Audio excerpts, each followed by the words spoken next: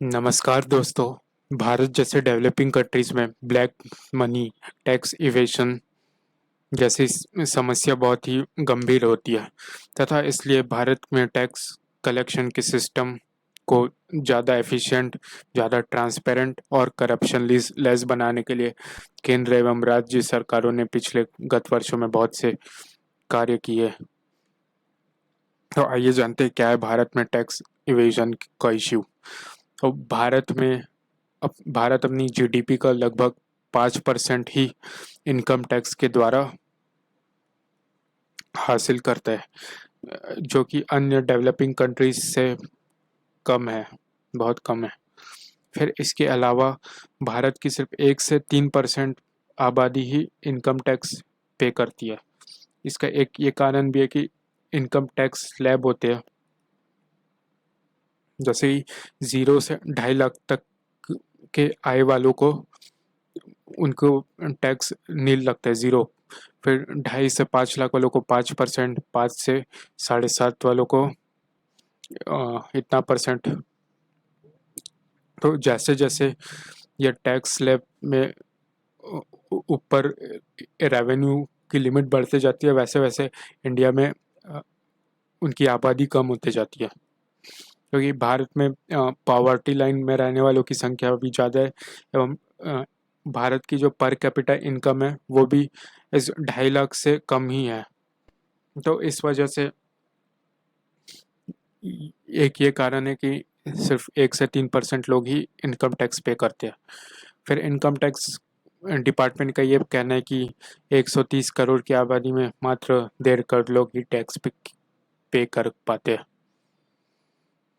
तो हालांकि भारत ने अपने टैक्स टू जीडीपी रेशियो में सु, बहुत से सुधार किए हैं, लेकिन फिर भी इनके जो अन्य ओईसीडी कंट्रीज है उनके तुलना में 34% कम है।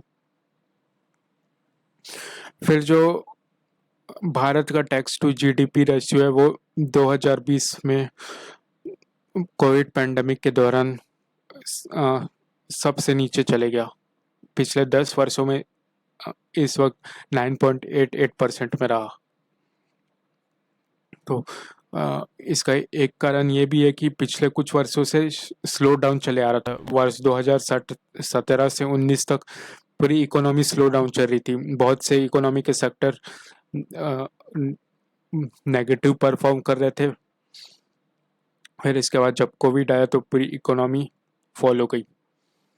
तो 2019 फाइनेंशियल ईयर 19 में टैक्स टू जीडीपी रेशियो था 10.97 और 2018 में था 11.22%। तो ये आप एक चार्ट देख सकते हैं। इसमें जो डायरेक्ट टैक्स है और इनडायरेक्ट टैक्स, ये ये भी इस वक्त फॉल आया है इन सब में।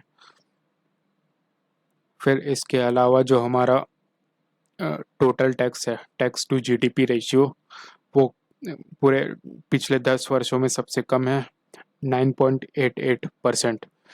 तो ऐसा हुआ था 2008 में जब ग्लोबल फाइनेंशियल क्राइसिस आया था। ये उस वक्त ये स्थिति रही थी भारत की। तो आज इसी स्थिति पे ये वापस लौट आया है। फिर हम देखते हैं कि सरकारों ने क्या रिफॉर्म्स लाए हैं। तो टैक्स रिफॉर्म्स लाने का मेन मकसद ये था कि टैक्स के रेट को कम किया जाए, जो टैक्स का रेट है उसे कम किया जाए तथा जो डायरेक्ट टैक्स के लॉ है उन्हें सिंप्लीफाई किया जाए। तो इसलिए इसके मद्देनज़र केंद्र सरकार ने अपने कॉरपोरेट टैक्स को कम किए, 30% से लाके उन्होंने 22% पे लाया।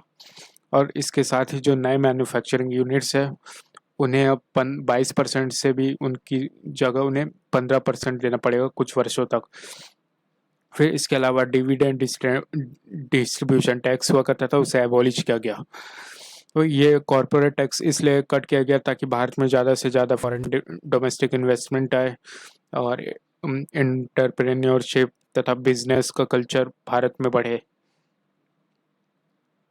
तथा साथ ही साथ जो इनकम टैक्स डिपार्टमेंट के अंदर इंटरनल ऑफिशियल कम्युनिकेशन होते हैं उसे एक ट्रांसपेरेंट सिस्टम के थ्रू अडॉप्ट किया जाए। इसके तहत उन्होंने डॉक्यूमेंट आइडेंटिफिकेशन नंबर जारी किया। फिर अब करदाताओं को अब जब वे टैक्स फाइल करने जाते हैं उसके पहले उन्हें एक प्री फाइल करना होता है। तो प्री फाइल एक डॉक्यूमेंट रहता है जिसमें वो अपनी फाइनेंशियल डिटेल्स तथा उनकी जो रिक्वायर्ड पर्सनल डिटेल्स है वो उसमें शो करते हैं। फिर जब वो नेक्स्ट बार जब फिर से अपना टैक्स पे करने जाते हैं तो उस वक्त जो उन्होंने प्री फाइल के टाइम जो अपनी डिटेल जमा की थी और इस वक्त जब वो टैक्स जमा करना है तो वो अगर दोनों एक दूसरे से मैच करते हैं तो ये कन्फर्मेशन हो जाता है कि हाँ इनकी जो डिटेल है वो सही है। तथा इस तरीके से टैक्स इवेजन की जो समस्या है वो भी कम हो जाती है। टैक्स इवेजन के साथ जो अ, ए- जो इनएफिशिएंसी है और एरर के चांसेस है वो भी इससे कम हो जाते हैं। तो इससे जो कार्य है वो ज़्यादा एफिशिएंट और कम टाइम में कंप्लीट हो पाएगा। फिर इसके अलावा जो स्टार्टअप्स हैं उनके लिए भी टैक्स के नॉर्म से उन्हें सिंप्लीफाई किया गया है। अब इसके अलावा जो लोग टैक्स इवेजन करते थे, जो लोग ब्लैक मनी जमा करते थे तथा करप्शन में इन्वॉल्व थे, उनके लिए सरकारों ने वॉलेंटरी डिस्क्लोजर इनकम स्कीम चलाई, जिसमें उन्हें ना तो पेनल्टी देना होगा ना प्रोसिक्यूशन। बस इसमें एक प्रावधान ये है कि जो लोग भी अपनी वॉलेंटरी इनकम को डिस्क्लोज करते हैं उनकी जो भी अमाउंट है उसका कुछ परसेंट उन्हें शायद 50% अमाउंट जो है उन्हें एक लॉन्ग टर्म बॉन्ड में जो कि लगभग 15 से 20 वर्षों का होता है गवर्नमेंट बॉन्ड या फिर गवर्नमेंट इंस्ट्रूमेंट या किसी प्रकार की स्कीम पे उन्हें वो इन्वेस्ट करना होगा। तो इस तरीके से जो जिन्होंने अपने ब्लैक मनी या फिर अनडिस्क्लोज्ड इनकम थी जब वो इसे डिस्क्लोज करते तो उनके जो अमाउंट है वो बच जाता है और साथ ही साथ इससे देश को भी फायदा होता है क्योंकि उसका कुछ प्रतिशत कहा जाता है डेवलपमेंट के कार्यों में सिस्टम में वापस आ जाता है।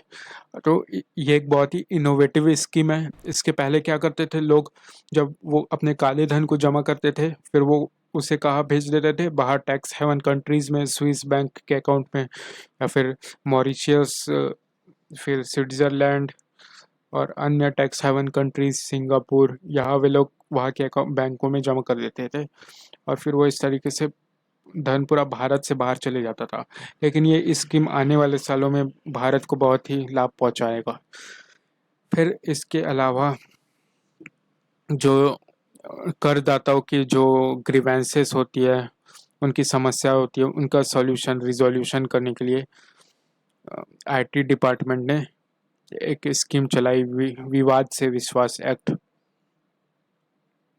जो सारे डिस्प्यूट्स रहते हैं टैक्स से रिलेटेड, पेंडिंग टैक्सेस से रिलेटेड, वो इस एक्ट के तहत उसे सिंप्लीफाई किया गया। तो आने वाले वीडियोस लेक्चर में हम जो कुछ इम्पोर्टेंट पॉइंट्स हैं उन्हें और डिटेल्स में देखेंगे। आज के लिए इतना ही, धन्यवाद।